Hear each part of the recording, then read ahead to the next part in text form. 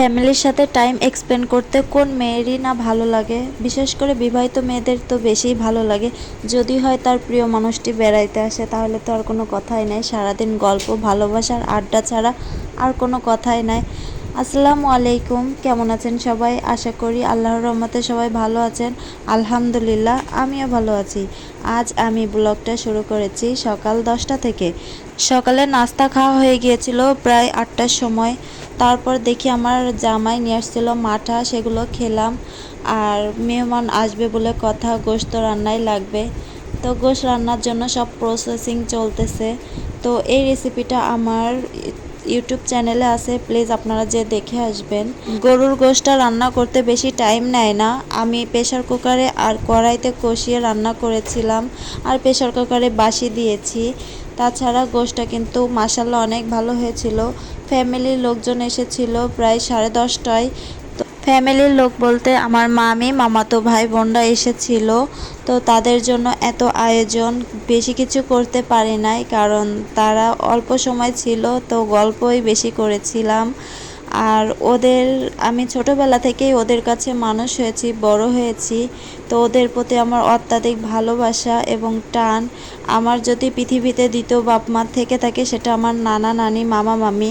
তো তারা আমাদের এত যত্ন স্নেহ দিয়ে ভালোবেসে বড় করেছে, তো আমি ভাষায় কিভাবে প্রকাশ করব আমি জানি না। অনেক কৃতজ্ঞ জানাইলো, এই ঋণ কখনো শোধ হবে না।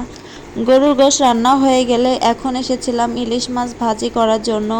ইলিশ মাছের সাথে শাপলা ভাজি কিন্তু বেশ ভালোই লাগে। তো তার জন্য আমি শাপলাই বেছে নিয়েছি। আর করেছিলাম পোলাও ভাত। তো পোলাও ভাতটা আমার হয়ে গেছে, ওটা আর দেখানো হয়নি। ইলিশ মাছটা এখন ভেজে নিয়েছি, নেওয়ার পর ঝাল পেঁয়াজ ভাজবো সুন্দর করে। আর ইলিশ মাছের চল চোপড়া ছিল, এটা ঝাল পেঁয়াজের মধ্যেই ভেজে নিব, কারণ এটা হচ্ছে আগে ভাজলে হচ্ছে তেল ছুটে গায়ে লাগে, এর জন্য। তো শাপলাটাও ভাজি হয়ে গেছে, কিন্তু বেশি টাইম নেয় না, কারণ শাপলাটা আমি চিপড়ায় পানি ফেলে দিয়েছিলাম।